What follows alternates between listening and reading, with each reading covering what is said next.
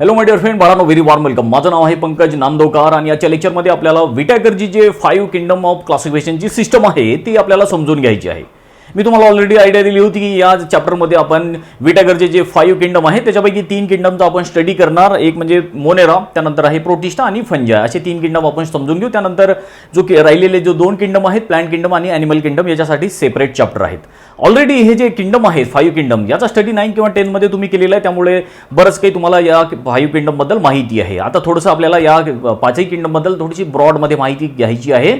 जास्त करून आपल्याला डिटेलमध्ये आता या किंगडमला समजून घ्यायचं आहे आणि खूप इंटरेस्टिंग आहे बाळांनो. बिलकुल सोपा टॉपिक आहे हा सगळा काही.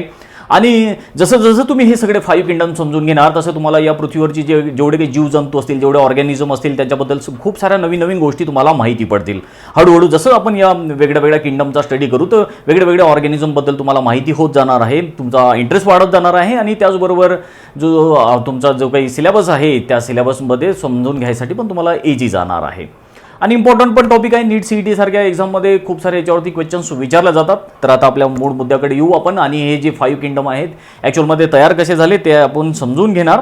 तर बघा की मी तुम्हाला ऑलरेडी आयडिया दिली होती याच्याबद्दल की हे जे किंगडम्स आहेत हे कशा प्रकारे तयार झालेले आहेत. तर आपल्याला या पृथ्वीवरचे जे काही लिव्हिंग ऑर्गॅनिझम आहेत, जे काही सजीव असतील, तर त्यांना जर आपल्याला समजून घ्यायचं असेल, त्याचा जर आपल्याला अभ्यास करायचा असेल तर आपल्याला त्याचं क्लासिफिकेशन करणे आवश्यक आहे. क्लासिफिकेशन करण्याचे काय काय फायदे आहेत हे सुद्धा आपण जाणून घेतलं आहे. तर सगळ्यात पहिली क्लासिफिकेशन केलं होतं ती म्हणजे ॲरिस्टॉटलनी सुरुवात केली आहे क्लासिफिकेशनची.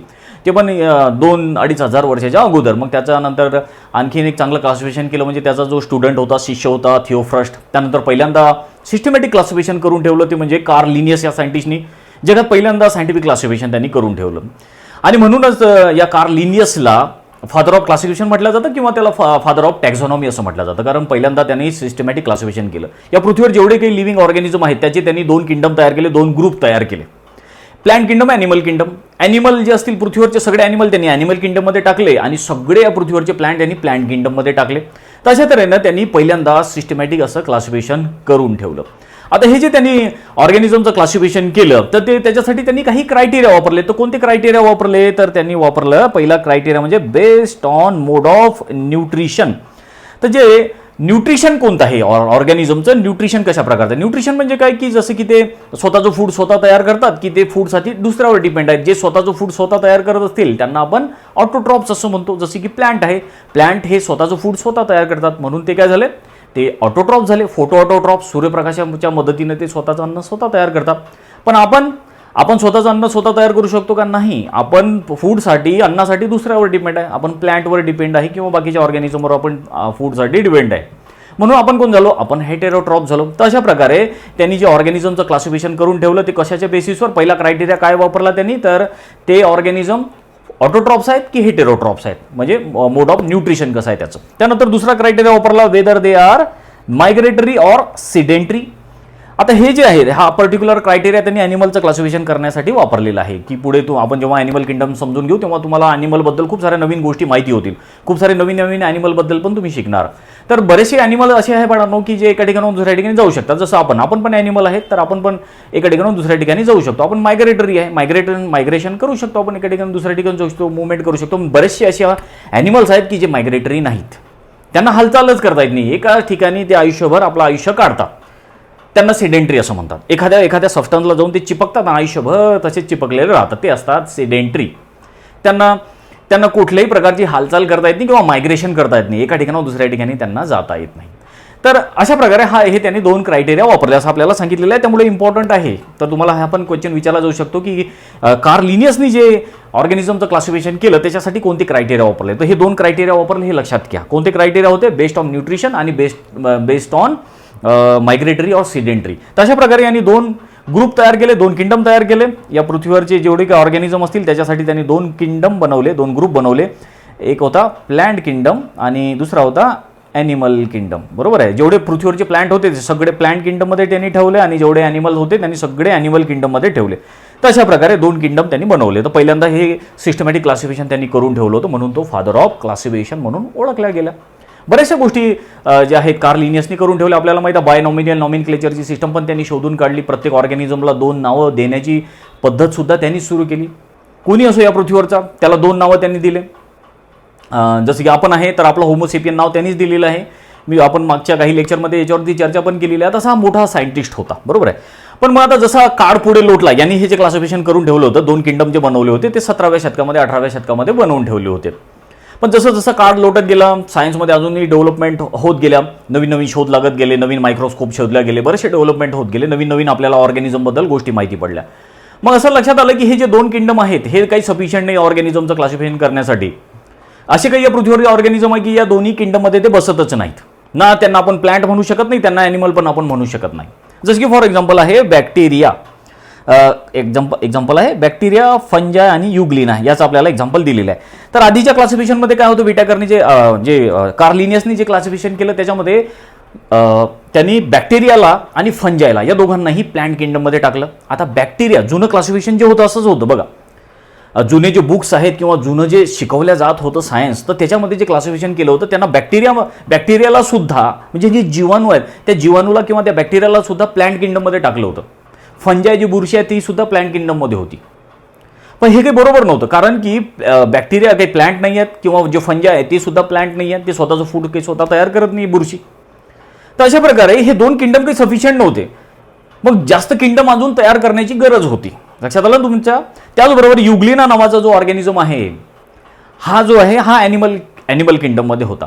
तर हा जो युग्लिना नावाचा ऑर्गॅनिझम आहे तर हा प्लॅन्टचे पण गुणधर्म शो करत होता, प्लॅन्टचे पण याच्यामध्ये फीचर होते, ॲनिमलचे पण याच्यामध्ये फीचर होते, म्हणजे थोडेफार याच्यामध्ये गुणधर्म होते ना. याला प्लॅन्ट पण आपण म्हणू शकत नव्हतो ना, ॲनिमल पण म्हणू शकत नव्हतो. मग याला काहीतरी वेगळा नवीन ग्रुपमध्ये ठेवण्याची आवश्यकता होती. तर अशा प्रकारे जे 2 ग्रुप तयार केले या कार्ल लिनियसनी हे काही सफिशियंट नव्हते.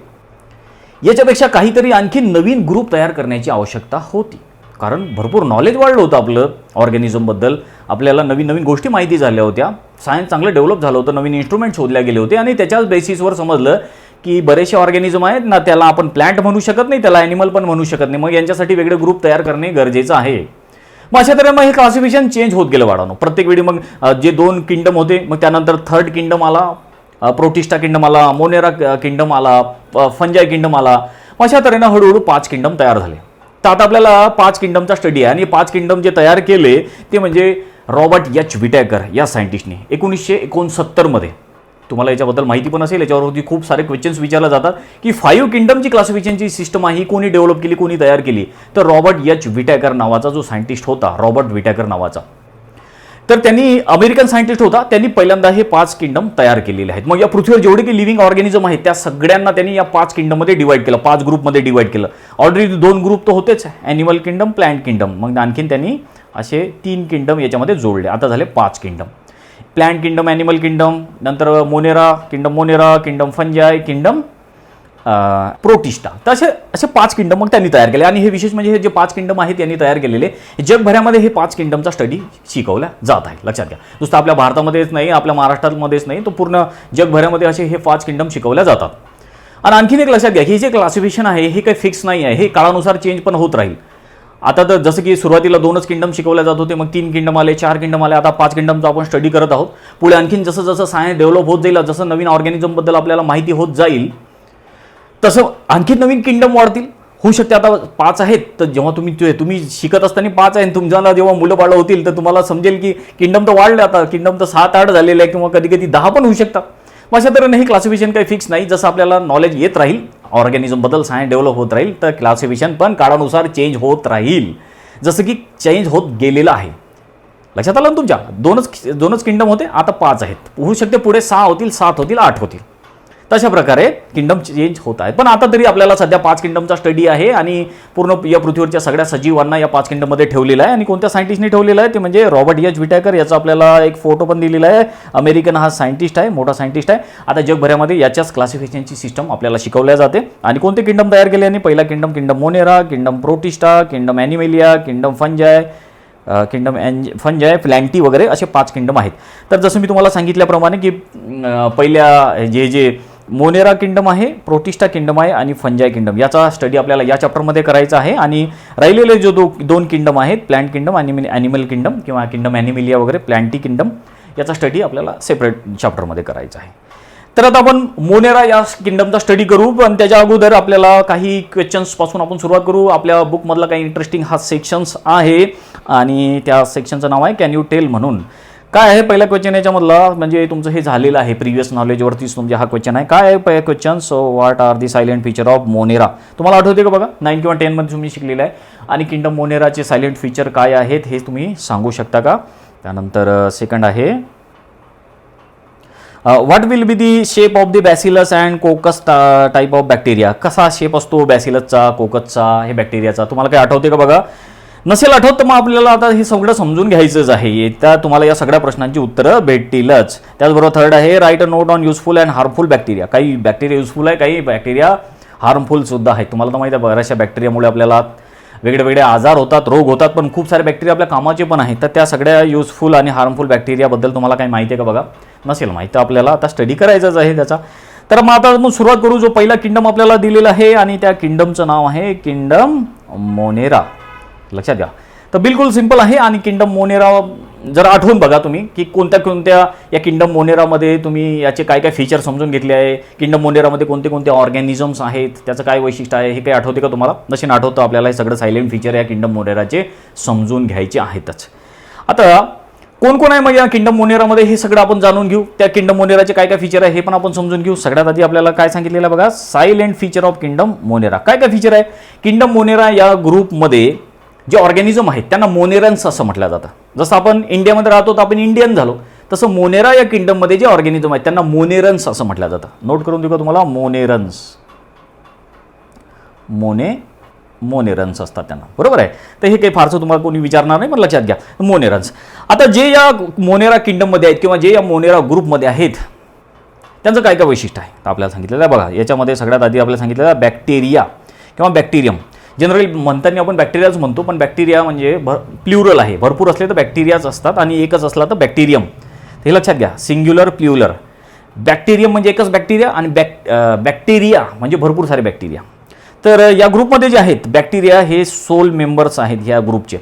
किंगडम मोनेरा कोणाचा ग्रुप आहे तर बॅक्टेरियाचा ग्रुप आहे, लक्षात घ्या. कारण की आधीच्या क्लासिफिकेशनमध्ये जे कार्ल लिनियसनं क्लासिफिकेशन केलं होतं त्याच्यामध्ये बॅक्टेरियाला कोणत्या ग्रुपमध्ये ठेवलं होतं, प्लांट किंगडममध्ये ठेवलं होतं त्यांनी. पण नंतर मग लक्षात आलं की बॅक्टेरिया प्लांट वगैरे नाही आहेत, ॲनिमल पण नाही आहेत. मग त्याच्यासाठी वेगळा ग्रुप तयार केला बॅक्टेरियासाठी. कोणता ग्रुप आहे, कोणता किंगडम बॅक्टेरियासाठी तयार केला तर मोनेरा आहे, हे लक्षात घ्या. आता याच्यावरती कधीही विसरायचं नाही की बॅक्टेरियाचा, जसं आपल्याला माहिती आहे की आपला किंगडम कोणता आहे, आपण सगळे ॲनिमल आहेत, आपला ॲनिमल किंगडम आहे. पृथ्वीवरचे सगळे प्लांट कोणत्या किंगडममध्ये येतील, प्लांट किंगडममध्ये. मग तुम्हाला विचारलं की बॅक्टेरिया कोणत्या किंगडममध्ये येतील तर बॅक्टेरिया हे मोनेरा किंगडममध्ये येतील. त्यांचं हक्काचं घर कोणतं आहे बॅक्टेरियाचं, तर ते आता हक्काचं त्यांचं घर आहे. त्यांचा हक्काचा जो किंगडम आहे तो आहे मोनेरा किंगडम. त्याला मोनेरा असं नाव दिलं गेलं, बरोबर आहे. आता हे ग्रीक वगैरे भाषेतलं हे नाव आहे, तर आपल्याला त्याच्यात काही जायचं नाही जास्त डिटेल. त्यानंतर मग आता याचे काय काय फीचर आहे आपल्याला सांगितलेलं आहे. मोनेरा या ग्रुपमध्ये जे ऑर्गॅनिझम आहेत ते कशा प्रकारचे आहेत आपल्याला सांगितलेलं आहे. Monera includes unicellular prokaryotic organisms. तर मोनेरा या ग्रुपमध्ये जे ऑर्गॅनिझम्स आहेत ते कसे आहेत, युनिसेल्युलर आहेत, म्हणजे ते एकाच सेलपासून बनलेलं आहे. जसं बॅक्टेरिया आहे, बॅक्टेरिया जसं एकाच सेलपासून बनलेला आहे तशा प्रकारे. आणि त्याचबरोबर प्रोकॅरियोटिक आहेत ते, म्हणजे प्रोकॅरियोटिक म्हणजे काय तुम्ही शिकले असणार किंवा आता पुढे आपण सेल वगैरे चॅप्टर शिकू तर त्याच्यामध्ये सुद्धा तुम्हाला प्रोकॅरियोटिक सेल, युकॅरियोटिक सेल हे सगळं समजून जाणार आहे. या पृथ्वीवर सगळ्यात आधी जी सेल तयार झाली ती प्रोकॅरियोटिक सेल होती. मग हळूहळू इव्हॉल्युशन होत होत युकॅरियोटिक सेल झाली. या पृथ्वीवर सगळ्यात आधी बॅक्टेरिया आले, मग हळूहळू नंतर प्लांट वगैरे ॲनिमल वगैरे आले. बॅक्टेरियाची सेल कोणती होती, प्रोकॅरियोटिक सेल. हे समजलं का तुम्हाला. या पृथ्वीवर जे पहिले ऑर्गॅनिझम आले त्यांची सेल कोणती होती, त्यांची प्रोकॅरियोटिक सेल होती. तर प्रोकॅरियोटिक सेल कशी असते तर प्रोकॅरियोटिक सेलमध्ये तर न्यूक्लियस नसते, बरोबर. आणि त्याचबरोबर या प्रोकॅरियोटिक सेलमध्ये जे सेल ऑर्गॅनेल्स असतात, सेल ऑर्गॅनेल्स म्हणजे काय, सेलचे ऑर्गन्स कोणते, जसं की त्याच्यामध्ये आहे क्लोरोप्लास्ट आहे किंवा मग मायटोकॉन्ड्रिया, गॉल्गी कॉम्प्लेक्स वगैरे, हे जे सेलचे ऑर्गन्स आहेत ते याच्यावरती मेम्ब्रेन नसते. फॉर एक्झाम्पल आता आपण काय काढलं, आपण ही सेल काढली, बरोबर. या सेलमध्ये न्यूक्लियस नाही. त्याचबरोबर या सेलमध्ये जे समजा मायटोकॉन्ड्रिया, गॉल्गी कॉम्प्लेक्स वगैरे आहेत तर त्याच्या आजूबाजूला मेम्ब्रेन पण नसते. तशा प्रकारच्या सेलला आपण प्रोकॅरियोटिक सेल असं म्हणत असतो. सुरुवातीला प्रो म्हणजे का, फर्स्ट, पहिली सेल या पृथ्वीवर जी तयार झाली ती प्रोकॅरियोटिक सेल होती, पहिल्यांदा तयार झालेली सेल. तर अशी प्रोकॅरियोटिक सेल. आता या मोनेरामध्ये तुम्हाला म्हटलं की मोनेरा या किंगडममध्ये कोणते ऑर्गॅनिझम आहेत तर ते युनिसेल्युलर असायला पाहिजे. जर समजा आता तुम्हाला एखादा ऑर्गॅनिझम सापडला, नवीनच सापडला एखादा नवीन ऑर्गॅनिझम, आणि तुम्हाला त्याचं क्लासिफिकेशन करायचं असलं तर तुम्ही कसं करणार. फॉर एक्झाम्पल तो ऑर्गॅनिझम जो आहे तो युनिसेल्युलर आहे आणि प्रोकॅरियोटिक आहे. मग तुम्ही त्याला कोणत्या किंगडममध्ये टाकणार तर तुम्हाला त्याला मोनेरा किंगडममध्ये टाकावं लागेल. कारण मोनेरा किंगडमची क्रायटेरियाच तो आहे, त्याचं फीचरच ते आहे. मोनेरा किंगडममध्ये कोणते ऑर्गॅनिझम आहे? प्रोकॅरियोटिक ऑर्गॅनिझम आणि युनिसेल्युलर. तर जे युनिसेल्युलर असतील या पृथ्वीवर, जेवढे युनिसेल्युलर ऑर्गॅनिझम असतील आणि जेवढे प्रोकॅरियोटिक ऑर्गॅनिझम असतील ते सगळ्या कोणत्या ग्रुपमध्ये टाकलेले आहेत, कोणत्या किंगडममध्ये टाकलेले आहेत? ते सगळे मोनेरा किंगडममध्ये टाकलेले आहेत. ही गोष्ट लक्षात ठेवायची आहे तुम्हाला, बरोबर आहे. तशा प्रकारे प्रोकॅरियोटिक आणि युनिसेल्युलर ऑर्गॅनिझमचा हा ग्रुप आहे. समजला आता तुम्हाला. त्यानंतर मग आता पुढे आपल्याला हॅबिटॅट पण सांगितलेलं आहे. हॅबिटॅट म्हणजे काय, कुठे राहतात हे? तर आपल्याला सांगितलं they are omni present. Omni present म्हणजे काय? सर्वव्यापी, अत्र तत्र सर्वत्र. म्हणजे संस्कृत शब्द आहे. अत्र तत्र सर्वत्र म्हणजे सर्वव्यापी, कुठेही प्रेझेंट आहेत. जिथं सर्वसामान्य जीवन शक्य नाही अशा ठिकाणी पण बॅक्टेरिया दिसतात आपल्याला. गरम पाण्याच्या झरण्यामध्ये जिथं 100 डिग्री टेम्परेचर आहे तिथं पण बॅक्टेरिया सापडतात. हे जीव सापडतात आपल्याला. बिलकुल थंड ठिकाणी, एकदम जे ग्लेशियर आहे जिथं की -70 30 डिग्री तापमान वगैरे असेल, टेम्परेचर असेल मायनसमधलं, तिथे पण बॅक्टेरिया आपल्याला सापडतात. म्हणजे जिथे सर्वसाधारण सजीव राहू शकत नाहीत तिथे आपल्याला हे बॅक्टेरिया सापडतात. प्रत्येक ठिकाणी, वाळवंटात आहे, बर्फामध्ये आहेत, पाण्यात आहेत, हवेत आहेत, प्रत्येक ठिकाणी बॅक्टेरिया आहेत. आपल्या शरीरावर आहेत, आपल्या बॉडीच्या आत पण बॅक्टेरिया आहेत, आपल्या पोटामध्ये बॅक्टेरिया, सगळ्या ठिकाणी बॅक्टेरिया आहेत. म्हणून तर म्हटलं ओमनी प्रेझेंट म्हणजे अत्र तत्र सर्वत्र, सर्वव्यापी आहेत, प्रत्येक ठिकाणी बॅक्टेरिया प्रेझेंट आहेत. त्याचबरोबर पुढे सांगितलेलं आहे न्यूट्रिशन कसं आहे. पुढचा टॉपिक आहे न्यूट्रिशन कसं आहे. या ग्रुपमध्ये जे ऑर्गॅनिझम आहेत त्यांचं कसं न्यूट्रिशन आहे तर आपल्याला सांगितलेलं आहे. त्याच्यापैकी काही ऑटोट्रॉप्स आहेत. ऑटोट्रॉप्स म्हणजे काय? स्वतःचं अन्न स्वतः तयार करणारे. मराठीत त्याला स्वयंपोषी असं म्हणतात. स्वतःचं फूड स्वतःच तयार करतात. तर स्वयंपोषी पण दोन प्रकार आहेत, किमोऑटोट्रॉप्स अँड फोटोऑटोट्रॉप्स. तर काही जे बॅक्टेरिया आहेत किंवा काही या ऑर्गॅनिझममध्ये जे जनरली या ग्रुपमध्ये जे ऑर्गॅनिझम आहेत ते बॅक्टेरियात आहेतच, सोबतच त्याच्यामध्ये आहेत सायनोबॅक्टेरिया आहेत, ॲक्टिनोमायसिटीज त्याच्यामध्ये आहे, मायकोप्लाझ्मा आहे, असे वेगळे ऑर्गॅनिझम या ग्रुपमध्ये आहेत. मोनेरा या ग्रुपमध्ये किंवा मोनेरा या किंगडममध्ये. नुसते बॅक्टेरियाच नाही, बॅक्टेरियासारखेच अजून दिसणारे जे सजीव आहेत किंवा जे प्रोकॅरियोटिक आणि युनिसेल्युलर आहेत, तर असे सगळे ऑर्गॅनिझम या ग्रुपमध्ये आहेत. तर मग बॅक्टेरिया पण आहे त्यांच्यासोबत, ॲक्टिनोमायसिटीज पण आहे त्याच्यासोबत, मायकोप्लाझ्मा पण त्याच्यासोबत आहे, हे पण लक्षात घ्यावं. तर मग काही जे या मोनेरा ग्रुपमधले ऑर्गॅनिझम आहेत ते ऑटोट्रॉप्स आहेत. काही स्वतःचं फूड स्वतः तयार करतात. त्याच्यापैकी काही किमोऑटोट्रॉप्स आहेत. किमोऑटोट्रॉप्स म्हणजे काय? जे केमिकल एनर्जीचा वापर करतात स्वतःचं अन्न तयार करायसाठी किंवा ATP. एनर्जी कोण देते आपल्याला? ATP. ते ATP तयार करायसाठी जे केमिकल एनर्जीचा वापर करतात त्यांना किमोऑटोट्रॉप्स असं म्हणतात. काय म्हणतात? किमोऑटोट्रॉप्स. आणि काही फोटोऑटोट्रॉप्स आहेत. काही मोनेरा काय आहेत किंवा काही बॅक्टेरिया पण स्वतःचं फूड स्वतः तयार करतात. फोटो म्हणजे काय? फोटो म्हणजे सूर्यप्रकाश. ऑटोट्रॉप्स सूर्यप्रकाशाचा वापर करून अन्न तयार करणारे. जसं प्लांट सूर्यप्रकाशाचा वापर करतात स्वतःचं अन्न तयार करण्यासाठी, तसंच काही बॅक्टेरिया पण आहेत किंवा काही मोनेरा पण असे आहेत की जे सूर्यप्रकाशाचा वापर करतात अन्न तयार करायला, सायनोबॅक्टेरियासारखे वगैरे. लक्षात आलं. तर अशा प्रकारे काही ऑटोट्रॉप्स आहेत आणि बरेचसे म्हणजे मेजॉरिटी आर हेटेरोट्रॉप्स. हेटेरोट्रॉप्स म्हणजे काय? जसं परपोषी म्हणतो आपण मराठीमध्येला, जे स्वतःचं अन्न स्वतः तयार करू शकत नाही आणि अशांची संख्या जास्त आहे. खूप सारे आहेत ते असे हेटेरोट्रॉप्स, कुठेही राहू शकतात ते.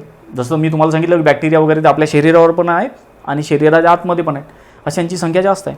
मग पुढे आता याचं स्ट्रक्चर कसं आहे तर आपल्याला सांगितलेलं आहे structure, these organism do not have well defined nucleus. तर हे प्रोकॅरियोटिक असल्यामुळे याच्यामध्ये तर न्यूक्लियसचा काही प्रश्नच नाही.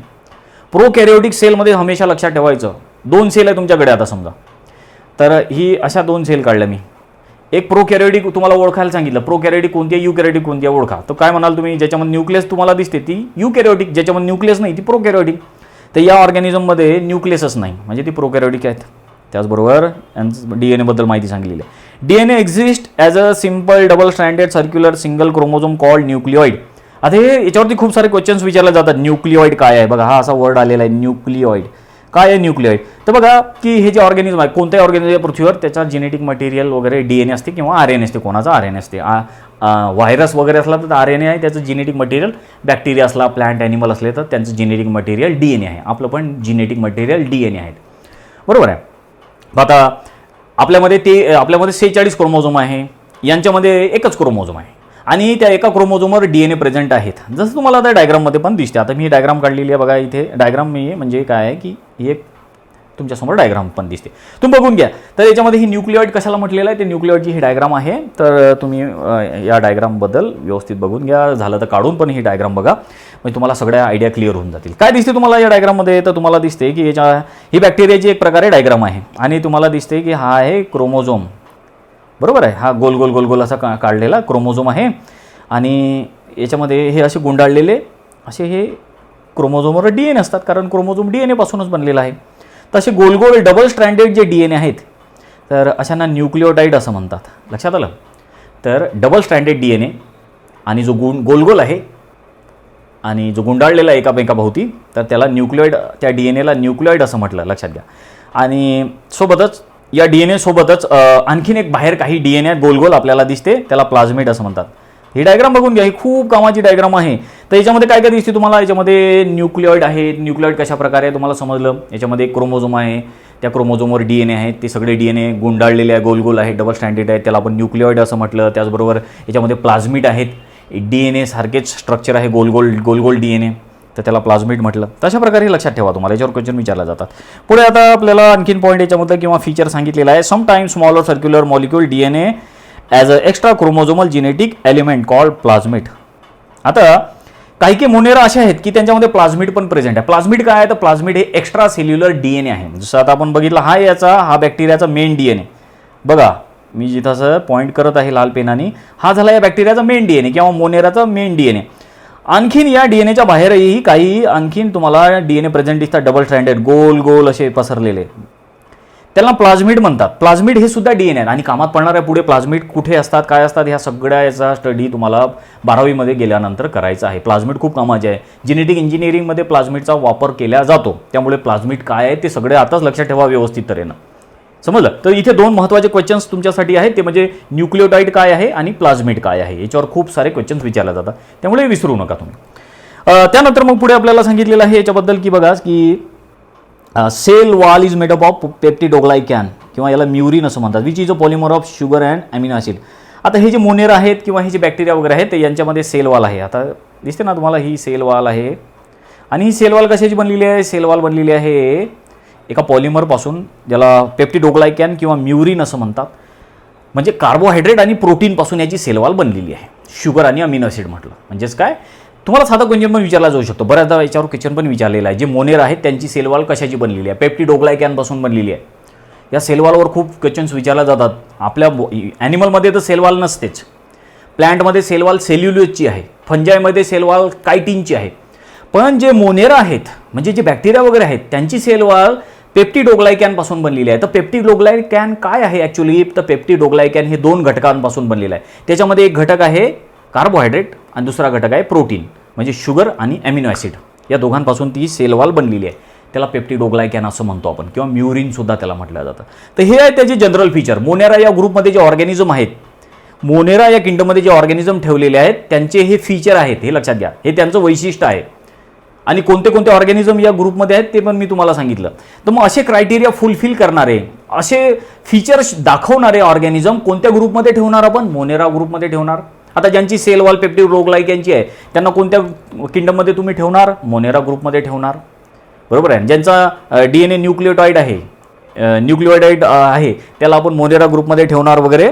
तर अशा प्रकारे हे याचं जनरल फीचर आहे. आता पुढे वळू. आपल्याला आणखीन काय सांगितलेलं आहे? मेम्ब्रेन बाउंड ऑर्गॅनेल्स, जसे for example mitochondria, chloroplast, endoplasmic reticulum absent. मी तुम्हाला सुरुवातीला सांगितलं की मेम्ब्रेन नाही आहे. प्रोकॅरियोटिक सेल असल्यामुळे मेम्ब्रेन नाही आहे. न्यूक्लियस तर नाहीच, आणि सोबतच याच्यामध्ये जे सेल ऑर्गॅनेल्स आहेत, मायटोकॉन्ड्रिया, गॉल्गी कॉम्प्लेक्स, क्लोरोप्लास्ट वगैरे, तर याच्या आजूबाजूला तर मेम्ब्रेनच नाही आहे. समजलं ना? पुढे आणखीन ribosome are smaller in 70s than in eukaryotic cells. आता जो रायबोझोम आहे याच्यामध्ये तो स्मॉल आहे आणि तो 70s आहे. हा पण क्वेश्चन विचारला जाऊ शकतो. 70s यस काय? तर यस हे एक युनिट आहे, स्वेडबर्ग युनिट म्हणतात. तर याच्यामध्ये जो रायबोझोम आहे, रायबोझोम खूप कामाचं स्ट्रक्चर आहे, पुढे सेलमध्ये कामात पडणार आहे तुम्हाला. रायबोझोम प्रोटीन फॅक्टरी म्हणून ओळखल्या जातं. प्रोटीन तयार करतात आपल्या प्रत्येकाच्या सेलमध्ये रायबोझोम, हे पण लक्षात घ्या. तर यांच्यामध्ये पण रायबोझोम आहेत, पण रायबोझोम छोटे आहेत. किती छोटे आहेत? तर 70s. आणि यूकॅरियोटिक सेल म्हटलं, यूकॅरियोटिक सेलपेक्षा रायबोझोम छोटे आहेत. यूकॅरियोटिक सेलमध्ये किती असतात मग रायबोझोम? 80s म्हटलं त्याला. काय म्हटलं? 80s. आपल्यामध्ये म्हणजे आपली यूकॅरियोटिक सेल आहे, तर आपल्यामध्ये रायबोझोम 80s आहे आणि यांच्यामध्ये रायबोझोम हा 70s आहे, कारण यांची प्रोकॅरियोटिक सेल आहे, आपली यूकॅरियोटिक सेल आहे. आपल्यामध्ये रायबोझोम आहे, यांच्यामध्ये पण रायबोझोम आहे, पण यांचा रायबोझोम छोटा आहे, 70s आहे. आपला रायबोझोम मोठा आहे, आपला 80s आहे रायबोझोम. समजलं ना? बिलकुल सिंपल आहे. त्यानंतर पुढे सांगितलेलं आहे the mode of reproduction in Monera is asexual. आता लक्षात घ्या, तुम्हाला क्वेश्चन विचारला जाऊ शकतो की मोनेरामध्ये कोणत्या प्रकारचं रिप्रोडक्शन होते, तर एसेक्शुअल होते with the help of binary fission or budding. आता हे मोनेरा आहे ते कशा प्रकारचं रिप्रोडक्शन करतात, तर ते एसेक्शुअल करतात. आणि एसेक्शुअलमध्ये कोणत्या प्रकारचं करतात, बायनरी किंवा काही की बडिंग पण करतात. बायनरी म्हणजे काय की बघा, आता फॉर एक्झाम्पल की हा बॅक्टेरिया आहे, बॅक्टेरिया हा रिप्रोडक्शन करतो, आपल्याला तर माहीत आहे याची संख्या वाढवतो. कसे वाढवतो हा, तर हे तर ऑर्गॅनिझम बिलकुल साधे सिंपल ऑर्गॅनिझम आहेत, तर यांना काही रिप्रोडक्टिव्ह ऑर्गन्स नाहीत. मग हे काय करतात, यांची जी सेल आहे एका सेलपासून बनलेली आहे, एकाच्या 2 सेल होतात. म्हणजे हळूहळू ही आहे सेल, ही डिवाईड व्हायला लागली, अशा 2 सेल तयार झाल्या. म्हणजे ही सेल डायरेक्ट मधातून डिवाईड झाली, मधोमध, त्याला बायनरी फिशन असं म्हणतात. म्हणजे ही एक नवीन सेल तयार होईल, ही एक नवीन, म्हणजे हा एक नवीन बॅक्टेरिया तयार झाला, हा नवीन बॅक्टेरिया तयार झाला, याला बायनरी फिशन म्हटलं. त्याचबरोबर काही काही बॅक्टेरियाला बर्ड लागतो, बडिंग. जसं हा बॅक्टेरिया आहे, याला एक छोटासा बर्ड लागला आणि या बर्डपासून एक नवीन बॅक्टेरिया तयार झाला. तशा प्रकारे काही बॅक्टेरिया जे आहेत ते बडिंगपासून तयार होतात, काही बायनरी फिशनपासून तयार होतात, हे पण लक्षात घ्या. आणि हे सगळे जे रिप्रोडक्शनच्या मेथड आहेत, ह्या वेगळ्या वेगळ्या रिप्रोडक्शनच्या मेथड आहेत, हे पण लक्षात ठेवा. आणि हे सगळ्या एसेक्शुअल रिप्रोडक्शनच्या मेथड आहेत. बडिंग असो, बायनरी फिशन असो, हे एसेक्शुअल रिप्रोडक्शन आहे, हे पण लक्षात घ्या. मी प्रत्येक शब्द जो बोलतो तुम्हाला, हा प्रत्येक शब्द कामाचा आहे आणि पुढे 11मध्येच नाही तर 12मध्ये पण कामात पडणार आहे. आता जर तुम्हाला समजलं तर पुढे पण तुम्हाला बिलकुल हार्ड जाणार नाही, हे लक्षात ठेवायचं आहे. त्यानंतर पुढे सांगितलेलं आहे, very rarely sexual reproduction is by conjugation method. आता हे ऑर्गॅनिझम जे आहेत हे एसेक्शुअल रिप्रोडक्शन करतात, महत्त्वाचं म्हणजे एसेक्शुअल रिप्रोडक्शन करतात. पण काही काही जे आहेत मोनेरा ते सेक्शुअल रिप्रोडक्शन पण करतात. आता कसं करतील सेक्शुअल रिप्रोडक्शन, यांच्यामध्ये तर सेक्स ऑर्गन नसतात, मग कशा प्रकारचं सेक्स रिप्रोडक्शन करतात हे, तर बघा फॉर एक्झाम्पल हा एक बॅक्टेरिया आहे, बरोबर आहे, हा बॅक्टेरिया, हा एक बॅक्टेरिया, 2 बॅक्टेरिया आहेत. या बॅक्टेरियामध्ये हा DNA आहे न्यूक्लिओटाइड, हा एक DNA आहे न्यूक्लिओटाइड. मग हा बॅक्टेरिया या बॅक्टेरियाकडे जातो, याचा DNA याला देऊन टाकतो. मग अशा प्रकार म्हणजे हा बॅक्टेरिया याला जाऊन चिपकतो, असा चिपकला, मग या बॅक्टेरियाने काय केलं, आपला DNA याला देऊन टाकला. अशा प्रकारचं रिप्रोडक्शन जे झालं त्याला कॉन्ज्युगेशन मेथड असं म्हणतात, कॉन्ज्युगेशन मेथड ऑफ रिप्रोडक्शन, हे लक्षात घ्या तुम्ही, बरोबर आहे. आता आणखीन पुढे वळू. आता हे जे बॅक्टेरिया आहेत, आता जसं की मी तुम्हाला सांगितलं, हा जो ग्रुप आहे हा मेनली बॅक्टेरियाचा ग्रुप आहे आणि बॅक्टेरियाला आपण वेगळ्या वेगळ्या कॅटेगरीमध्ये डिवाईड करू शकतो. आपल्याला याच्यामध्ये महत्त्वाचे सांगितलं पण आहे त्यांनी की based on shape bacteria are classified as, बॅक्टेरियाच्या शेपच्या अकॉर्डिंग आपण त्याला वेगळ्या वेगळ्या ग्रुपमध्ये क्लासिफिकेशन त्याचं करू शकतो. जसं की जर बॅक्टेरिया समजा स्पेरिकल असले तर त्याला कोकस असं म्हणतात, किंवा जास्त असले तर कोकाय, प्ल्युरल आहे, सिंग्युलर आहे, लक्षात घ्या. स्पेरिकल तुम्हाला माहिती आहे ना, स्पेरिकल बघा येता या डायग्राममध्ये बघा, हे बघा गोल गोल बॅक्टेरिया आहेत, असे चेंडूसारखे गोल, तर कोकस म्हणणार आपण त्याला, बरोबर आहे. आणि जसं आता तुम्हाला दिसते कोकोबॅक्सिलस, हे भरपूर सारे वेगळ्या वेगळ्या प्रकारचे बॅक्टेरिया आहेत हे. त्यानंतर जर समजा बॅक्टेरिया जे आहे रॉड शेप असले, रॉड शेप, तर त्या बॅक्टेरियाला काय म्हणणार आपण, बॅसिलस. जास्त असले तर बॅसिल आहे. कोणतं दिसतो तुम्हाला इथे रॉड शेप, हा बॅक्टेरिया दिसतो तुम्हाला रॉड शेप, हा असा रॉड असतो ना आपला, त्या रॉड शेपसारखा हा दिसतो, त्याला आपण बॅसिलस असं म्हणतो. लक्षात ठेवा, एकदम इम्पॉर्टंट आहे. त्यानंतर तुम्हाला जर कॉमा शेपचे बॅक्टेरिया दिसले किंवा किडनी शेपचे बॅक्टेरिया दिसले, त्या बॅक्टेरियाला काय म्हणणार तुम्ही, विब्रिओ किंवा विब्रियम, एक असलं तर विब्रियम. कोणता दिसते तुम्हाला शेप, हा कॉमन शेप दिसतो, किंवा किडनी शेप, कॉमा करतो ना आपण, असा कॉमा, अशा प्रकारचा कॉमा देतो आपण, किंवा किडनी असते आपली अशी, तर किडनी शेपच्या बॅक्टेरियाला विब्रिओ म्हणतात. त्यानंतर लास्टमध्ये आहे बॅक्टेरियाचं क्लासिफिकेशन, चौथा ग्रुप, स्पायरल जर बॅक्टेरिया असले तर त्याला स्पायरिलम असं म्हणतात, जास्त असले तर स्पायरिला. तर हे तुम्हाला दिसते बघा, असे स्पायरल, असे काय म्हणतात त्याला, ते स्प्रिंग असते ना आपल्या स्प्रिंगसारखे, तर स्पायरिलम. असे स्पायरल गुंडाळलेल्यासारखे असले तर त्याला आपण स्पायरल बॅक्टेरिया असं म्हणणार. तर आणि हे तुम्हाला स्पायरोचिट वगैरे दिसते, असे स्पायरल बॅक्टेरिया, हे सगळे बॅक्टेरियाचे टाईप्स आहेत असे वेगळे वेगळे. तर हे जे बॅक्टेरियाचे ग्रुप तयार केले आपण, बॅक्टेरियाचं जे क्लासिफिकेशन केलं ते कशाच्या अकॉर्डिंग केलं, बेस्ड ऑन शेप, त्या बॅक्टेरियाचा बॉडीचा आकार कसा आहे. आता तुम्हाला हे बघायसाठी तर ह्या डायग्राम आहेत, पण तुम्ही ॲक्च्युअलमध्ये पण मायक्रोस्कोप खाली बॅक्टेरिया बघू शकता. आता उघड्या डोळ्यानंच बॅक्टेरिया आपण बघू शकत नाही ॲक्च्युअलमध्ये. हा जो ग्रुप आहे मोनेरा, याच्यामध्ये असे ऑर्गॅनिझम आहेत की बरेचसे ऑर्गॅनिझम आपण आपल्या उघड्या डोळ्याने आपण बघू शकत नाही, तर त्याला बघायसाठी आपल्याला मायक्रोस्कोप वगैरे लागतो, काही ना इलेक्ट्रॉन मायक्रोस्कोप लागतो. तर असे जेव्हा तुम्ही पुढे स्टडी कराल, पुढे तुम्ही हायर एज्युकेशनमध्ये जाल आणि जेव्हा तुम्ही मायक्रोस्कोप वापराल, तेव्हा तुम्हाला दिसेल की बॅक्टेरिया कसे वेगळ्या वेगळ्या शेपचे आहे. काही बॅक्टेरिया रॉड शेप आहे, काही कॉमा शेप आहे ना, काही स्पायरल शेपचे बॅक्टेरिया आहेत. तशा प्रकारे बॅक्टेरियाचं जे क्लासिफिकेशन केलं गेलेलं आहे ते त्याच्या शेपच्या अकॉर्डिंग केलेलं गेलेलं आहे. त्यानंतर बॅक्टेरियाचं आणखीन एक क्लासिफिकेशन जे आहे ते त्याच्या इव्हॉल्युशनच्या अकॉर्डिंग सुद्धा केलं गेलेलं आहे. बघा, बॅक्टेरियाचं 2 प्रकारे क्लासिफिकेशन केलं गेलेलं आहे. पहिलं क्लासिफिकेशन आपण शिकलो बॅक्टेरियाचं, ते त्याच्या शेपच्या अकॉर्डिंग. त्यानंतर बॅक्टेरियाचं आणखीन एक क्लासिफिकेशन केलं गेलेलं आहे, ते म्हणजे त्याच्या इव्हॉल्युशनच्या अकॉर्डिंग. म्हणजेच काय, कोणते बॅक्टेरिया आधी तयार झाले त्याच्या अकॉर्डिंग. जसं आता तुम्हाला दिसते इव्हॉल्युशनच्या अकॉर्डिंग बॅक्टेरियाचे 2 ग्रुप आहेत. एक म्हणजे आर्की बॅक्टेरिया आणि दुसरा आहे यू बॅक्टेरिया. लक्षात घ्या, तुम्हाला क्वेश्चन पण विचारला जाऊ शकता. तर इव्हॉल्युशनच्या अकॉर्डिंग बॅक्टेरियाचे किती ग्रुप तयार होतात? यू बॅक्टेरिया, आर्की बॅक्टेरिया असे 2 त्याचे ग्रुप तयार होतात. अच्छा, आर्की बॅक्टेरिया जो बॅक्टेरिया आहे हा एन्शियंट बॅक्टेरिया म्हणतात. सुरुवातीला या पृथ्वीवर जे सुरुवातीला जीव तयार झाले ते बॅक्टेरिया होते.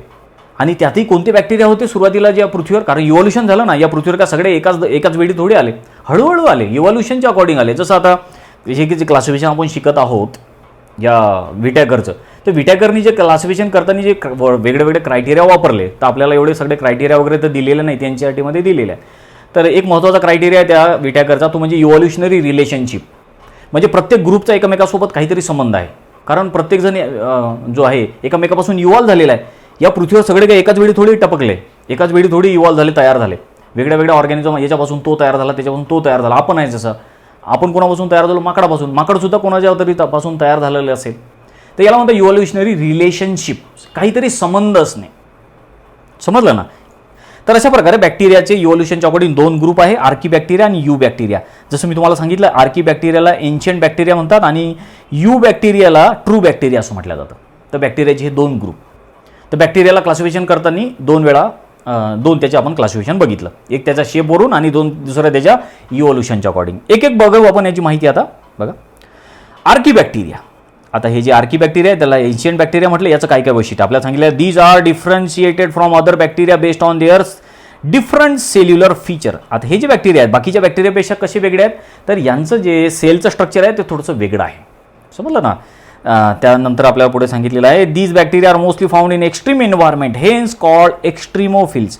हे जे आर्की बॅक्टेरिया आहेत हे बाकीच्या बॅक्टेरियापेक्षा वेगळे आहेत, कारण की यांची जी सेलचं स्ट्रक्चर आहे ना, जसे आता हे बॅक्टेरिया एकाच सेलपासून बनलेलं आहे, तर यांचं सेलचं स्ट्रक्चर थोडंसं वेगळं आहे, म्हणून हे बाकी बॅक्टेरियापेक्षा वेगळे आहेत. आणि त्याचबरोबर हे कोणत्याही कंडिशनमध्ये राहू शकतात, जिथं सर्वसामान्य जीवन शक्य नाही, जिथं सर्वसामान्य बॅक्टेरियाची पण वाढ शक्य नाही, जिथं कोणी माणूस प्लॅन्ट जगू शकत नाही, अशा ठिकाणी पण हे जगतात. म्हणून यांना एक्स्ट्रीमोफिल्स असं म्हणतात. एक्स्ट्रीम म्हणजे का अतिशय कोणत्याही वातावरणात जगणारे, आणि फिल्स म्हणजे का लविंग, म्हणजे ज्यांना कोणत्याही कंडिशनमध्ये, कोणत्याही एक्स्ट्रीम कंडिशनमध्ये राहणे आवडते, जगणे आवडते, त्यांना एक्स्ट्रीमोफिल्स असं म्हणतात. जसं की फॉर एक्झाम्पल पण बघू की आपण. जसं बघा आता, बॅक्टेरिया दॅट कॅन विस्टँड high salinity are called halophiles. असे काही बॅक्टेरिया किंवा असे आर्की बॅक्टेरिया जे की एकदम सॅलिनिटीमध्ये राहतात, जिथं खूप म्हणजे काय म्हणतो आपण, जसं खूप सारं मीठ वगैरे आहे, सॅलिनिटी जास्त आहे, अशा ठिकाणी जे आर्की बॅक्टेरिया राहतात त्या आर्की बॅक्टेरियाला हॅलोफिल्स असं म्हणतात. तुम्हाला क्वेश्चन विचारला जाऊ शकतो, खूप इम्पॉर्टंट आहे. हॅलोफिल्स कशाला म्हणणार, येऊन पण गेलेले भरपूर सारे क्वेश्चन्स. तर हॅलोफिल्स म्हणजे असे बॅक्टेरिया, असे आर्की बॅक्टेरिया की जे खूप जास्त सॅलिनिटीमध्ये राहतात, त्यांना आपण हॅलोफिल्स असं म्हणतो. त्यानंतर मग दुसरा आर्की बॅक्टेरियाचा ग्रुप आहे, तो म्हणजे बॅक्टेरिया दॅट कॅन विस्टँड एक्स्ट्रीम टेम्परेचर, आणि त्यांना म्हटल्या जातात थर्मोफिल्स. तर असे बॅक्टेरिया किंवा असे आर्की बॅक्टेरिया की जे खूप हाय टेम्परेचरमध्ये राहू शकतात, जसं की 100 डिग्री वगैरे किंवा त्याच्यापेक्षा जास्त डिग्रीचं जे टेम्परेचर आहे तिथंही ते बॅक्टेरिया राहतात, त्यांना थर्मोफिल्स असं म्हणतात. तर थर्मो म्हणजे काय? थर्मो म्हणजे टेम्परेचर, तापमान, आणि फिल्स म्हणजे काय? लविंग. ज्यांना खूप जास्त तापमानामध्ये पण राहणे आवडते त्यांना थर्मोफिल्स असं म्हटलं जातं. लक्षात आलं ना? त्यानंतर पुढे सांगितले आपल्याला, bacteria that found in the gut of ruminant animal जसं cow, buffalo are called methanogens because they produce methane gas in the biogas plant. महत्त्वाचं आहे. आता काही काही बॅक्टेरिया जे आहेत हे रुमिनंट ॲनिमलच्या पोटामध्ये पण असतात. रुमिनंट कोणाला म्हणतो आपण? रुमिनंट म्हणजे असे ॲनिमल की ज्यांच्या पोटामध्ये ज्यांच्या स्टमकमध्ये कंपार्टमेंट आहेत, जसं की काऊ असेल, बफेलो असेल, शीप असेल, हे रुमिनंट ॲनिमल आहेत. चरवण करणारे म्हणतो ना आपण, म्हणजे खूप सारा चारा खाऊन घेतात ते चारा, आणि मग हळूहळू बसून एका ठिकाणी बसून मग ते चावतात आणि परत आपल्या पोटात सोडतात. तर यांना रुमिनंट ॲनिमल म्हणतात. तर यांच्या पोटामध्ये असे कंपार्टमेंट आहे स्टमकमध्ये, जसं की आता फॉर एक्झाम्पल आपलं जे स्टमक आहे, अशा प्रकारचं आपलं स्टमक आहे, आपल्या पोटामध्ये एकच कंपार्टमेंट आहे, हे एकच चेंबर आहे आपलं. आणि पण यांचं पोट कसं आहे, जसं आता फॉर एक्झाम्पल ही गाय आहे, बरोबर आहे, ही गाय आहे, तर या गायीच्या पोटामध्ये, स्टमकमध्ये असे 3 किंवा 4 कंपार्टमेंट आहेत. हे कंपार्टमेंट झालं, हे दुसरं झालं, हे तिसरं. तर अशा प्रकारे कंपार्टमेंटचे त्यांचं स्टमक आहे, तर त्यांना रुमिनंट ॲनिमल असं म्हणतात. मग हे जे बॅक्टेरिया आहेत, असे बॅक्टेरिया या रुमिनंट ॲनिमलच्या पोटामध्ये राहतात, त्यांना मिथॅनोजेन्स म्हणतात. जे बॅक्टेरिया, लक्षात घ्या, जे बॅक्टेरिया रुमिनंट ॲनिमलच्या स्टमकमध्ये राहतात त्यांना मिथॅनोजेन्स म्हणतात. जे बॅक्टेरिया एकदम जास्त सॅलिनिटीमध्ये राहतात त्यांना हॅलोफिल्स म्हणतात. जे बॅक्टेरिया एकदम एक्स्ट्रीम टेम्परेचरमध्ये राहतात त्यांना थर्मोफिल्स असं म्हणतात. क्वेश्चन विचारला जाऊ शकतात. आणि मग हे जे मिथॅनोजेन्स आहेत जे बॅक्टेरिया ज्या रुमिनंट ॲनिमलच्या स्टमकमध्ये होते ज्यांना आपण मिथॅनोजेन्स म्हटलं, याचा काय फायदा होतो, तर हे जे शेण आहे ना गाईचं म्हशीचं वगैरे, हे जे शेण आहे त्या शेणामध्ये ते बॅक्टेरिया असतात आणि मग हे शेण गोबर गॅस तयार करायसाठी वापरलं जातं, आपल्याला तर माहिती आहे. आणि मग गोबर गॅसमध्ये महत्त्वाचा जो घटक असतो, महत्त्वाचा जो गॅस आहे गोबर गॅसचा, तो आहे मिथेन गॅस. गोबर गॅस हा वेगळ्या वेगळ्या गॅसेसपासून बनलेला आहे. त्याच्यामध्ये कार्बन डायऑक्साईड आहे, हायड्रोजन सल्फाईड आहे, पण महत्त्वाचं आहे म्हणजे त्याच्यामध्ये मिथेन आहे, CH4 मिथेन. तर मग मिथेन गॅस तयार करायचं काम कोण करते, ते बॅक्टेरिया करतात. हे बॅक्टेरिया मिथेन गॅस तयार करतात म्हणून यांना मिथॅनोजेन्स असं म्हणतात. लक्षात घ्या, त्या शेणामध्ये असतात हे, या गाईच्या आणि या ज्या बकऱ्या वगैरे काही असतील त्या, किंवा म्हैस असेल बफेलो, यांच्या शेणामध्ये ते बॅक्टेरिया असतात मिथॅनोजेन. त्यांच्या पोटामध्ये राहतात ते आणि शेणासोबत ते जे आहेत ते शेणासोबत बाहेर पडतात. आणि मग हे शेण जर आपण गोबर गॅसमध्ये टाकलं मग हे बॅक्टेरिया काय करतात, त्या शेणामधून मिथेन गॅस तयार करतात आणि मग तो मिथेन गॅस मग गोबर गॅससाठी कामात पडतो आपल्याला.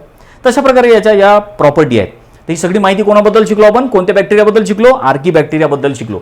आर्की बॅक्टेरिया कसे आहेत, एशियन बॅक्टेरिया आहेत, जे सगळ्यात आधी या पृथ्वीवर आले आणि जे कोणत्याही वातावरणामध्ये जगू शकतात. कारण त्यांची सेलवालच अशी आहे, त्यांचं सेलचं स्ट्रक्चरच असं आहे की जे कोणत्याही वातावरणामध्ये जगू शकतात. आपण नाही जगू शकत कोणत्याही वातावरणामध्ये, का आपल्या सेल अशा नाही आहेत, पण यांची अशी सेल आहे, यांच्या सेलचं असं स्ट्रक्चर आहे की जे कोणत्याही वातावरणामध्ये ते जगण्याची क्षमता आहे त्यांची. लक्षात येतं का तुमच्या? त्यानंतर मग आता पहिला ग्रुप तर आपण समजून घेतला, आर्की बॅक्टेरिया. दुसरा आहे यू बॅक्टेरिया. बघा आता यू बॅक्टेरियाचं काय काय वैशिष्ट्य आहे, they are commonly referred as a true bacteria. यू बॅक्टेरियाला ट्रू बॅक्टेरिया असं म्हणतात. क्वेश्चन विचारला जाऊ शकतो, यू बॅक्टेरियालाच काय म्हणतात, ट्रू बॅक्टेरिया, खरेखुरे बॅक्टेरिया. आणि आर्की बॅक्टेरियाला एन्शियंट बॅक्टेरिया, म्हणजे सुरुवातीचे बॅक्टेरिया, पृथ्वीवरचे सुरुवातीचे बॅक्टेरिया. जसं मी तुम्हाला सांगितलं की बॅक्टेरियाचं आपण इव्होल्युशनच्या अकॉर्डिंग ग्रुप तयार केलेले आहेत. जे या पृथ्वीवर पहिले बॅक्टेरिया आले ते कोणते होते, या पृथ्वीवर सगळ्यात आधी आलेले बॅक्टेरिया आर्की बॅक्टेरिया. आर्की बॅक्टेरियापासून कोणते बॅक्टेरिया इव्हॉल्व झाले, कोणते बॅक्टेरिया तयार झाले, यू बॅक्टेरिया. लक्षात घ्या, पहिले आर्की बॅक्टेरिया आले, मग आर्की बॅक्टेरियापासून कोण तयार झालं, कोण इव्हॉल्व झालं, यू बॅक्टेरिया. समजलं ना? तर हे बॅक्टेरियाचं त्याच्या इव्होल्युशनच्या अकॉर्डिंग क्लासिफिकेशन केलेलं आहे आपण. तर आर्की बॅक्टेरियाचं स्टडी केला आपण. आर्की बॅक्टेरिया आपण कोणाला म्हणतो, काय काय त्याचं वैशिष्ट्य आहे समजून घेतलं आपण. आता यू बॅक्टेरियाचं वैशिष्ट्य समजून घ्यायचं. तर यू बॅक्टेरियाला आपण ट्रू बॅक्टेरिया म्हटलं. त्यांची सेल वॉल ही पेप्टेड ऑग्लायकॅनपासून बनलेली आहे, सगळं फीचर दिलेलं आहे. त्यानंतर पुढे सांगितलेलं आहे, based on the mode of nutrition they are classified as autotrophs and heterotrophs. Eubacteria जे आहे ते त्याच्या मोड ऑफ न्यूट्रिशनच्या अकॉर्डिंग ऑटोट्रॉप्स हेटेरोट्रॉप्समध्ये डिवाईड करू शकतो आपण त्यांना, जसं आपल्याला सांगितलेलं आहे. बघा, these are mostly multicellular filamentous form living in fresh water. Generally eubacteria कसे असतात, यू बॅक्टेरिया मल्टीसेल्युलर आहेत, मल्टीसेल्युलर फॉर्ममध्ये आहे, फिलामेंटस फॉर्ममध्ये आहे आणि फ्रेश वॉटरमध्ये ते राहतात. पुढे सांगितलेलं आहे, the body is covered by mucilaginous sheath. त्यांची बॉडी म्युसेलेजिनस शीथपासून बनलेली आहे. तर आपल्याला एक्झाम्पल पण दिलेलं आहे, तुम्हाला दिसते सायनो बॅक्टेरियाची डायग्राम बघा तुम्ही, आपल्या बुकमधली डायग्राम आहे सायनो बॅक्टेरियाला. याला ब्लू ग्रीन अल्गी म्हणत होते आधी, आता याला सायनो बॅक्टेरिया म्हणतात. नोस्टॉक त्याचं एक्झाम्पल आहे. तर तुमच्यासमोर जी डायग्राम दिसते ती नोस्टॉकची आपल्या बुकमधली डायग्राम आहे, बघून घ्या.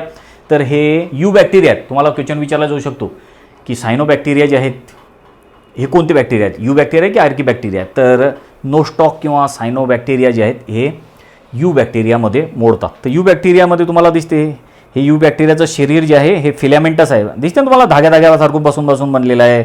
आणि त्याच्या आजूबाजूला असं एक शीत म्हणजे कवर आहे. या बॅक्टेरियाच्या आजूबाजूला एक असं कवरिंग तुम्हाला दिसते, बरोबर आहे, असं कवरिंग आहे त्याला. आणि म्युसेलेजिनस शीतपासून ते बनलेलं आहे. शीत म्हणजे काय, शीत म्हणजे कवर, म्युसेलसची कवर आहे याच्या आजूबाजूला. आणि विशेष म्हणजे या बॅक्टेरियामध्ये तुम्हाला एक विशेष प्रकारची सेल दिसते, त्याला हेटेरोसिस्ट असं म्हणतात. आणि हेटेरोसिस्ट काय करते, हेटेरोसिस्टमुळे हे बॅक्टेरिया आजूबाजूचा जो नायट्रोजन आहे त्या नायट्रोजनला ते ॲब्झॉर्ब करतात, फिक्स करतात. आणि मग हा नायट्रोजन जो आहे याचा वापर ते प्लॅन्टसाठी पण करू शकतात. आता हे जे सायनो बॅक्टेरिया वगैरे आहेत ना, हे जे लेग्युमिनस प्लॅन्ट आहेत, त्या लेग्युमिनस प्लॅन्टच्या रूटवर हे प्रेझेंट असतात. तुम्ही स्टडी केला असेल, त्या रूटला अशा गाठी वगैरे येतात. जसं आता फॉर एक्झाम्पल बघा, मी तुम्हाला एक प्लॅन्ट काढून दाखवतो इकडे, बरोबर आहे. एक आता बघा की हे असं प्लॅन्ट आहे आणि याला रूट आहेत, हे रूट आहेत. आणि या रूटच्या अशा टोकावरती अशा गाठी आहेत, असं गोळा गाठीसारखं स्ट्रक्चर आहे. आणि या गाठींच्या आतमध्ये हे सायनो बॅक्टेरिया राहतात.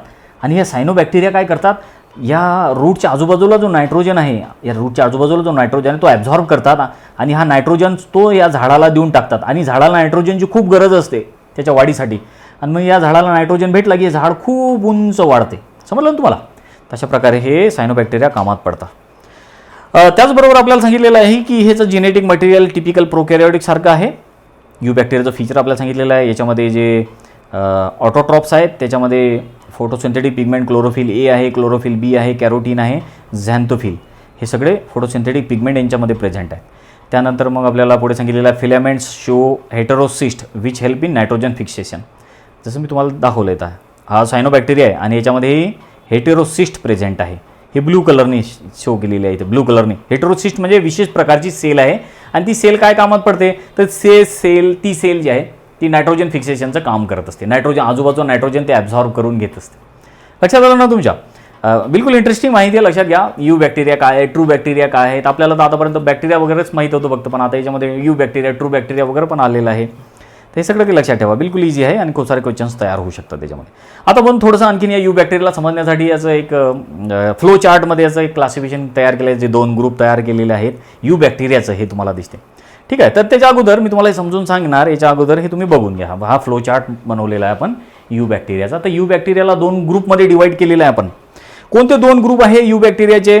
बॅक्टेरियालाच काय म्हटलं? बॅक्टेरियालाच आपण ट्रू बॅक्टेरिया असं म्हणतो. ट्रू, खरेखुरे बॅक्टेरिया. आणि हे बॅक्टेरिया कोणापासून तयार झालेले आहे? आर्किबॅक्टेरियापासून तयार झालेले आहे, इव्हॉल्व झालेले आहेत. आता बॅक्टेरियाचे 2 ग्रुप, ऑटोट्रॉप्स आणि हेटेरोट्रॉप्स. काही बॅक्टेरिया स्वतःचं फूड स्वतः तयार करतात, त्यांना ऑटोट्रॉप्स म्हटलं. आणि काही बॅक्टेरिया फूडसाठी दुसऱ्यावर डिपेंड असतात, त्यांना हेटेरोट्रॉप्स म्हटलं. आता ऑटोट्रॉप 2 प्रकारचे आहेत, किमोऑटोट्रॉप्स आणि फोटोऑटोट्रॉप्स. जे बॅक्टेरिया केमिकल एनर्जीचा वापर करतात अन्न तयार करायसाठी त्यांना किमोऑटोट्रॉप्स म्हटलं. किमोमध्ये नावातच आहे, किमो म्हणजे केमिकलचा जे वापर करतात केमिकल एनर्जीचा त्यांना किमोऑटोट्रॉप्स म्हटलं. आणि त्याचं एक्झाम्पल आहे सल्फर बॅक्टेरिया. तर सल्फर बॅक्टेरिया काय आहेत? किमोऑटोट्रॉप्स आहे. तुम्हाला क्वेश्चन विचारला जाऊ शकतो की कोणते बॅक्टेरिया हे किमोऑटोट्रॉप्स आहेत? सल्फर बॅक्टेरिया हे केमिकलचा वापर करतात, केमिकल एनर्जीचा वापर करतात स्वतःच अन्न स्वतः तयार करायला. त्यानंतर फोटोऑटोट्रॉप्स, फोटो म्हणजे सूर्यप्रकाशाचा वापर करतात ते अन्न तयार करायला. त्याचे एक्झाम्पल काय आहेत? तर ग्रीन सल्फर बॅक्टेरिया, ज्याला क्लोरोबियम म्हटलं. त्याचबरोबर याच्यामध्ये कोणतं फोटोसिंथेटिक पिगमेंट असते? Chlorophyll A, chlorophyll B, carotene, झॅन्थोफिल. हे प्लांटमध्ये पण प्रेझेंट असतात हे पिगमेंट. प्लांट जे स्वतःचा फूड स्वतः तयार करते ना, त्या झाडाच्या पानामध्ये कोणते पिगमेंट असतात? क्लोरोफिल ए, क्लोरोफिल बी हे पिगमेंट असतात सगळे, झॅन्थोफिल वगैरे. पुढे तुम्ही फोटोसिंथेसिस चॅप्टरमध्ये शिकणार याच्याबद्दल सगळी माहिती. तर हे काय झाले? फोटोट्रॉपिक बॅक्टेरिया झाले, जे अन्न तयार करायला सूर्यप्रकाशाचा वापर करतात. आणि त्याचं एक्झाम्पल कोणतं आहे? ग्रीन सल्फर बॅक्टेरिया, त्याला क्लोरोबियम असं म्हणतात. आणि या बॅक्टेरियामध्ये कोणतं फोटोसिंथेटिक पिगमेंट आहे? क्लोरोफिल ए आहे, बी आहे, कॅरोटीन, झॅन्थोफिल आहे, हे लक्षात घ्या. त्यानंतर हेटेरोट्रॉप्स जे आहेत त्या हेटेरोट्रॉपचे पण एक्झाम्पल लक्षात घ्या. तर हेटेरोट्रॉप्समध्ये आहेत लॅक्टोबॅसिलाई, ॲझोटोबॅक्टर आणि स्ट्रेप्टोमायसिस. ठीक आहे. हे पुढची स्लाईड तुम्ही बघून घ्या व्यवस्थित. मी थोडा साईडला होऊन जातो म्हणजे तुम्हाला हे वाचता येईल चांगल्या तऱ्हेनं. आता हेटेरोट्रॉप्स जे बॅक्टेरिया आहे तुम्हाला दिसते, तर हेटेरोट्रॉप्समध्ये जी लॅक्टोबॅसिला आहेत हे दुधामध्ये प्रेझेंट असतात. लॅक्टोबॅसिला दुधामध्ये प्रेझेंट असतात. जे आपण दूध पितो ना, नॉर्मल दुधामध्ये गाईचं म्हशीचं कोणतंही दूध घ्या, त्या दुधामध्ये बॅक्टेरिया प्रेझेंट आहेत, त्यांना लॅक्टोबॅसिला म्हणतात. पण ते खूप कामाचे बॅक्टेरिया आहेत. दुधाचं दही करायसाठी ते बॅक्टेरिया कामात पडतात. हे बॅक्टेरिया नसते तर आपल्याला दही खायला भेटलं नसतं. तर दुधाचं दही करायसाठी लॅक्टोबॅसिला कामात पडतात, हे लक्षात घ्या. त्यानंतर अझोटोबॅक्टर जे नायट्रोजन फिक्सेशनचं काम करतात. अझोटोबॅक्टर हे जे बॅक्टेरिया आहेत हे त्या जे ल्युग्युमिनस प्लांट आहेत त्यांच्या रूटमध्ये प्रेझेंट असतात. आणि मग हे आजूबाजूला नायट्रोजन ॲब्झॉर्ब करून घेतात आणि तो नायट्रोजन त्या झाडाला देऊन टाकतात. मग त्या झाडाची वाढ होते चांगली. समजलं ना तुमचं? जसं आता फॉर एक्झाम्पल ॲझोटोबॅक्टर हे बॅक्टेरिया आहेत, ते झाडाच्या रूटमध्ये प्रेझेंट आहे, आतमध्ये रूटमध्ये. मग ते काय करतात? त्या झाडाला काय फायदा आहे त्या बॅक्टेरियाचा? ते बॅक्टेरिया काय करतात? आपल्या आजूबाजूला जो नायट्रोजन आहे ते ॲब्झॉर्ब करून घेतात, तो फिक्स करून घेतात. ॲब्झॉर्ब म्हणजे काय? त्याला फिक्स करणे म्हणतात.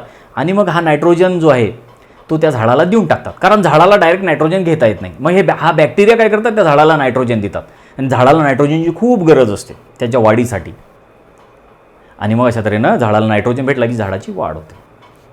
तर अशा प्रकारे अझोटोबॅक्टर आहेत. त्यानंतर आहे स्ट्रेप्टोमायसिस ज्या अँटीबायोटिक प्रोडक्शनमध्ये कामात पडतात, अँटीबायोटिक तयार करायसाठी. तर अँटीबायोटिक तयार करायसाठी बॅक्टेरिया पण यूज केल्या जातात, त्याचबरोबर फंजाई पण यूज केल्या जातात. तर अशा प्रकारे ही चांगली साईट तुम्ही एक आपलं फ्लो चार्टमध्ये मी बनवलेलं आहे, तर हे तुम्ही नोटसुद्धा करून घेऊ शकता.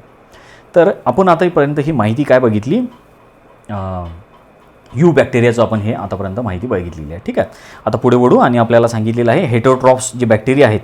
हेटेरोट्रॉफ्स बॅक्टेरिया हे खूप अबंडंट आहेत, खूप जास्त संख्येने आहेत.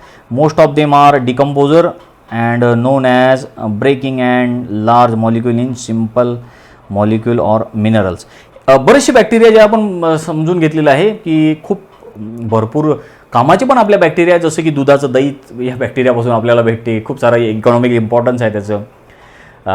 हे बॅक्टेरिया जर नसले बॅक्टेरिया तर मग आपल्याला दही खायला भेटलं नसतं. अशी काही बॅक्टेरिया कामाचे आहेत, बरोबर आहे. त्याचबरोबर बरेचसे असे बॅक्टेरिया आहे की जे नायट्रोजन फिक्स करतात, तो नायट्रोजन झाडाला ते देतात आणि मग झाडाची वाढ होते, म्हणजे हे कामाचे बॅक्टेरिया आहेत.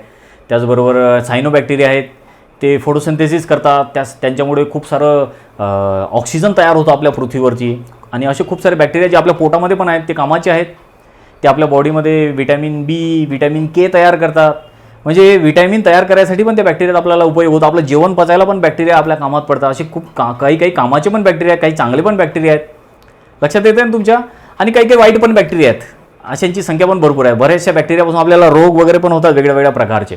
आणि अशा काही बॅक्टेरिया आहेत की जे स्कॅव्हेंजर म्हणून ओळखले जातात. नेचर स्कॅव्हेंजर म्हणजे कामाचे आहे ते. म्हणजे जर या पृथ्वीवर समजा जो आपल्या आजूबाजूला कचरा दिसतो, तो सगळा कचरा काही दिवसानंतर ते संपून टाकतात, डिकम्पोज करतात.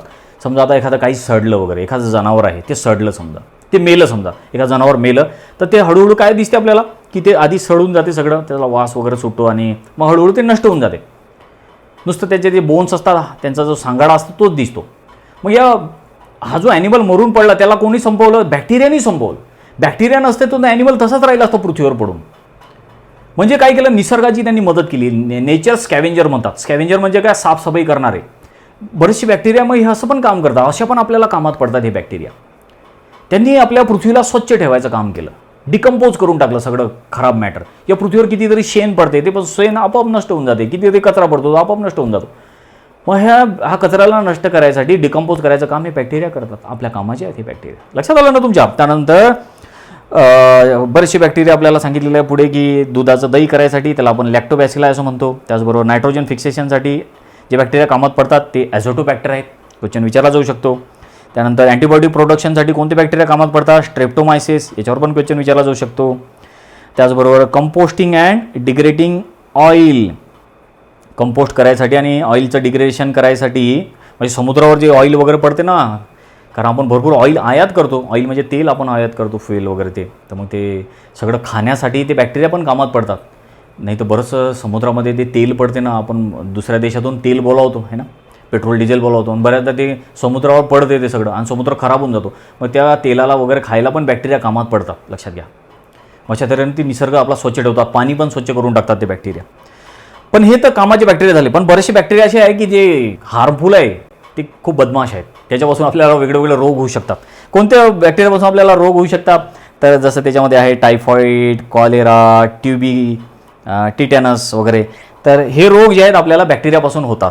जसं की टायफॉईड जो आहे हा साल्मोनेला टायफी या बॅक्टेरियापासून आपल्याला होतो. त्यानंतर कॉलेरा जो आहे व्हिब्रिओ कॉलेरी या बॅक्टेरियापासून आपल्याला कॉलेरा होतो. आपल्या सगळ्यांना माहीत आहे टीबी काय आहे, कॉलेरा काय वगैरे. त्याचबरोबर टायफॉईड जो आहे साल्मोनेला टायफीपासून आपल्याला टायफॉईड होतो. टिटॅनस, तर टिटॅनस जो आहे क्लोस्ट्रिडियम टिटॅनी या बॅक्टेरियापासून आपल्याला टिटॅनस हा रोग होतो. धनुर्वात म्हणतो आपण त्याला, धनुर्वाताचं इंजेक्शन पण आपण घेतो. तर असे बॅक्टेरिया आहेत. बॅक्टेरियाचं असं हे जग आहे जे की खूप इंटरेस्टिंग आहे. काही बॅक्टेरिया खूपच कामाचे आहे आणि काही बॅक्टेरियापासून आपल्याला रोग वगैरे पण होतात. तशा प्रकारे सगळे बॅक्टेरियाची आपण माहिती घेतली आणि त्या बॅक्टेरियाला आपण 2 ग्रुपमध्ये पण डिवाईड केलं त्याच्या इव्होल्युशनच्या अकॉर्डिंग, आर्किबॅक्टेरिया, यू बॅक्टेरिया. तर दोघांची पण आपण माहिती पाहिलेली आहे. आता लास्टमध्ये मोनेरा ग्रुपमध्ये असलेल्या ऑर्गॅनिझम आणि तो आहे मायकोप्लाझ्मा. मायकोप्लाझ्मा काय सांगितलं आपल्याला मायकोप्लाझ्माबद्दल माहिती? तर सांगितलेलं आहे these are smallest of living form. या पृथ्वीवरच्या सगळ्या स्मॉल ऑर्गॅनिझम कोणते आहे? तुम्हाला क्वेश्चन विचारला जाऊ शकतं. ते मायकोप्लाझ्मा आहे. या पृथ्वीवरची सगळ्यात छोटी सेल कोणती आहे? ती मायकोप्लाझ्माची आहे. लक्षात घ्या. मायकोप्लाझ्मा गॅलिसेप्टम म्हणतात त्याला. तर मायकोप्लाझ्मा हा एक मोठा ग्रुप आहे. त्याच्यामध्ये बरेचसे छोटे छोटे ऑर्गॅनिझम येतात. तर त्याला आपण मायकोप्लाझ्माच असं म्हणतो. तर या पृथ्वीवर सगळ्यात छोटे ऑर्गॅनिझम कोणते आहे? मायकोप्लाझ्मा. पुढे सांगितलेलं आहे they do not have cell wall. पण मायकोप्लाझ्माला सेल वॉलच नसते. आणखी सांगितलेलं आहे मेनी फॉर्म आर पॅथोजेनिक. पण बरेचसे मायकोप्लाझ्मा पॅथोजेनिक आहे, म्हणजे जेव्हा आपल्याला रोग होतात. म्हणजे हे मायकोप्लाझ्मा आपल्याला पोटामध्ये गेले तर आपल्याला आपल्याला डायरिया वगैरे होऊ शकतो, वेगळे वेगळे आजार पण होऊ शकतात पोटाचे, मायक्रोप्लाझ्मा पोटात गेले तर. त्याचबरोबर पुढे सांगितलेलं आहे they are found resistant to common antibiotic due to absence of cell wall. आता विशेष म्हणजे मायक्रोप्लाझ्माला सेल वॉल नाही. सेल वॉल नसल्यामुळे काय होते की जर आपल्या पोटामध्ये गेले तर यांना मारायसाठी जर आपण अँटीबायोटिक घेतले तर अँटीबायोटिक याच्यावर काम करत नाही. डॉक्टर जवळपास आपण जेव्हा आजारी पडतो तेव्हा आपण डॉक्टरकडे जातो आणि डॉक्टर मग आपल्याला अँटीबायोटिक लिहून देतात. कशासाठी लिहून देतात अँटीबायोटिक? बॅक्टेरियाला मारायसाठी, जे आपल्या बॉडीमध्ये जीवजंतू गेलेले आहेत घातक पॅथोजेनिक, त्यांना मारायसाठी डॉक्टर अँटीबायोटिक लिहून देतात. पण त्या अँटीबायोटिकचा मायक्रोप्लाझ्मावर काहीच असर होत नाही, कारण की मायक्रोप्लाझ्मामध्ये सेल वॉलच नसते. हे अँटीबायोटिक काय करतात? त्या बॅक्टेरियाची सेल वॉल तोडून टाकतात, मग तो बॅक्टेरिया मरतो. पण यांच्यामध्ये सेल वॉलच नाही, त्यामुळे अँटीबायोटिकचा मायक्रोप्लाझ्मावर काही असर होत नाही, इफेक्ट होत नाही. अशा प्रकारे मायक्रोप्लाझ्माची माहिती दिलेली आहे. तर हा पूर्ण एकाच या लेक्चरमध्ये म्हणा किंवा व्हिडिओमध्ये म्हणा आपण पूर्ण किंगडम संपवलेला आहे, मोनेरा किंगडम. तर मोनेराचं सगळे यथेच्छ माहिती आपण यथेच्छ माहिती घेतलेली आहे पूर्ण. त्याच्या फीचरपासून कोण कोण याच्यामध्ये ऑर्गॅनिझम आहेत, त्याचं इकॉनॉमिक इम्पॉर्टन्स काय, काय महत्त्व आहे, काय काय आपल्याला फायदा आहे, काय तोटा आहे, ते सगळं समजून घेतलेलं आपण. बिलकुल इंटरेस्टिंग टॉपिक आहे बाळांनो. तर चांगला अभ्यास करा, चांगलं वाचून घ्या, समजून घ्या. बस जस्ट एकदा व्हिडिओ चांगला जर तुम्ही बघितला असेल, लक्षात आलं असेल, तर एकदा जर तुम्ही वाचलं तर तुमच्या सगळं लक्षात राहील. तुम्हाला नुसतं स्टेट बोर्डला नाही तर NCERTला पण हे टॉपिक तुम्हाला कामात पडणार आहेत, नीटला पण कामात पडणार आहे. तर भरपूर MCQची प्रॅक्टिस करा. आणि आता आपल्याला नेक्स्ट लेक्चरमध्ये जो आहे तो आणखीन एक नवीन किंगडम शिकायचा आणि तो किंगडम आपण शिकवतो म्हणजे प्रोटिस्टा.